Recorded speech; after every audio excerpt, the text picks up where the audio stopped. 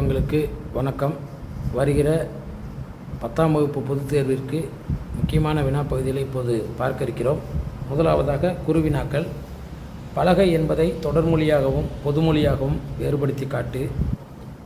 இரண்டாவது வினா, மன்னும் சிலம்பே மணிமேகலை வடிவே இப்பாடலில் இடம்பெற்றுள்ள காப்பியங்களின் பெயர்களை எழுது. அடுத்து, விருந்தினரை மகிழ்வித்து கூறும் முகமன் சொற்களை எழுது. கழித்த பெரும் கேள்வியினான் யார்? காதல்மிகு கேண்மையினான் யார்? இந்த கேள்வி முக்கியமான கேள்வி.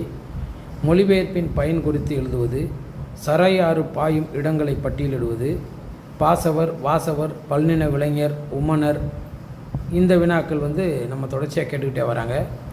வறுமையிலும் படிப்பின் மீது நாட்டம் கொண்டவர் மாப்போசி என்பதற்கு சான்று தருவது. அடுத்து, குறிப்பு வரைக அவயம். அடுத்து, காய்மணி ஆகும் முன்னர் காய்ந்தன காய்ந்தேன். இந்த ஓமை உணர்த்தக்கூடிய கருத்து யாது அப்படின்னு கேட்குறாங்க. இதெல்லாம் முக்கியமான 2 மதிப்பெண் வினாக்கள். அடுத்து 3 மதிப்பெண் வினாக்களை பொறுத்தவரையில் தமிழனையை வாழ்த்துவதற்கான காரணங்கள். இது தொடர்ச்சியாக கேட்டுக்கிட்டே வரக்கூடிய ஒரு வினா. இன்மையிலும் விருந்தோம்பல் குறித்து புறநானூறு காட்டும் செய்தி. அடுத்து, மன்னன் இடைக்காடனர் என்ற புலவருக்கு சிறப்பு செய்த விதம். அடுத்து, மருத நிலம் இயற்கை கொழுவிட்டிருக்கும் காட்சி. அடுத்து, தமிழ் மொழிக்கு கலைஞர் செய்த சிறப்புகள். இது நமக்கு நெடுவினாவிலும் கேட்பதற்கு வாய்ப்பு இருக்குது, சிறுவினாவில் கேட்பதற்கும் வாய்ப்பு இருக்குது. அடுத்து, தலையை கொடுத்தேனும் தலைநகரை காப்போம் இடம் சுட்டி பொருள் விளக்கு.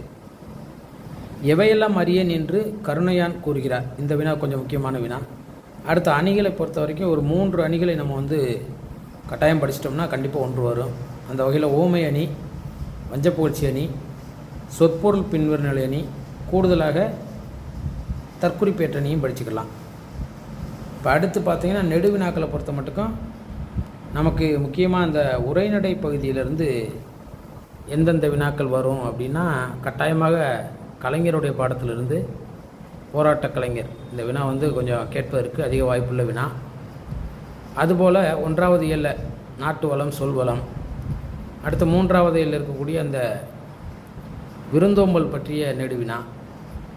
இதெல்லாம் கொஞ்சம் முக்கியமான வினாக்களாக பார்க்குறோம்.